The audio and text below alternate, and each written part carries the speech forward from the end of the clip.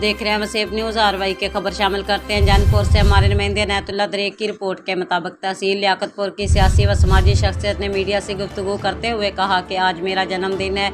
आज मैं ज़िंदगी की 22 बहारें देख ली हैं, लेकिन समझ नहीं आती खुशी मनाऊँ या उदास रहूँ। लोग कहते हैं कि उम्र बढ़ गई है, लेकिन नहीं, हर सांस मुझे आपको कब्र के नज़दीक कर रही है। यार सुबह मुझे और आपको मौका देती, यार कुछ अच्छा कर जाए। मैं किताबों के इसबाब से सीख के अपनी ज़िंदगी में दाखिल भी हो गया। गुज़रते साल जो खोया जो पाया उसको गिरह की सूरत में दिल नशी कर लेना आगे बढ़ने का हौसला देता है। माजी की याद में ठंडी आहें भरने वाले ना सिर्फ हाल से मुतमिन नहीं होते, बल्कि मुस्तकबल के वसवसे और अंदेशे भी किसी पल चैन नहीं लेने देते।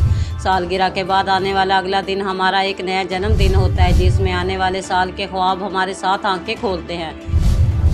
ख्वाब और हकीकत के माबैन फासला रखना ही असल कमाई अहलियत है।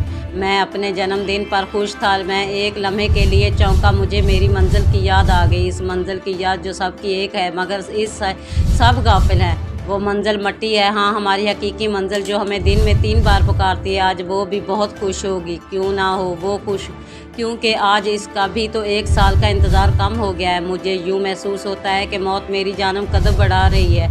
वक्त तेज़ी से गुज़र रहा है और हर गुज़रता लम्हा अंजाम से करीब तर कर रहा है, लेकिन मैं शाद हूँ, क्योंकि सुना है कि हर कहानी का अंजाम खूबसूरत होता है।